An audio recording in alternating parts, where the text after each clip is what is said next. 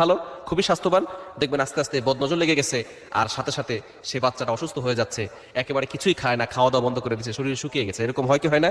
এটা কিন্তু সত্য। নবী সাল্লাল্লাহু আলাইহি ওয়াসাল্লাম নিজে জানিয়ে দিয়েছেন, আল আইনু হাক্কুন, বদনজর এটা সত্য। সুতরাং এই বদনজর থেকে বাঁচার জন্য কি করবেন? আবার অনেক সময় ব্ল্যাক ম্যাজিক, জাদুটোনা, কুফরি কালাম আমাদের জন্য করা হয়। বিশেষ করে এগুলো কিন্তু দূরের মানুষরা করে না, আশেপাশে যে মানুষগুলো আছে তারাই কিন্তু এই ব্ল্যাক ম্যাজিক করে, জাদুটোনা করে আপনাকে ক্ষতি করার চেষ্টা করে, যাতে করে আপনি ক্ষতির ভিতরে পড়ে যেতে পারেন। এর থেকে বাঁচার উপায় কি?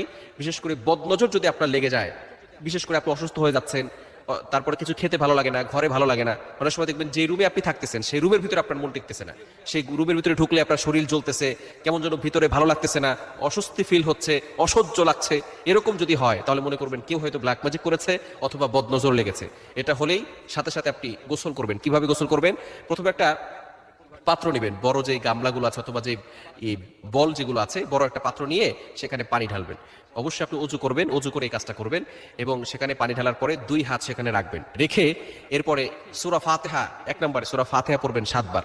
প্রথমে দুরূদ শরীফ 7 বার পড়ে নেবেন, দুরূদ ইব্রাহিম যেটা আছে সেটা পড়বেন, দুরূদ শরীফ 7 বার, এরপরে সূরা ফাতিহা 7 বার, এরপরে হচ্ছে আয়াতুল কুরসি 7 বার, এরপরে সূরা ইখলাস 7 বার, সূরা ফালাক 7 বার, সূরা নাস 7 বার, এর আগে সূরা কাফিরুনটাও 7 বার করে পড়ে নেবেন।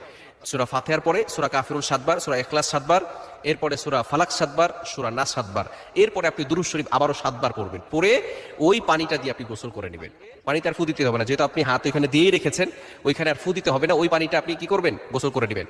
অবশ্যই আমাদেরকে খেয়াল রাখতে হবে, এই আমলটা কিন্তু টয়লেটের ভিতরে করা যাবে না। বিশেষ করে বর্তমানে অ্যাটাচড টয়লেট হয়েছে, প্রত্যেকটা ঘরের সাথে সাথে টয়লেট, বিশেষ করে ফ্ল্যাটে যারা থাকে ঘরের সাথে সাথে টয়লেট।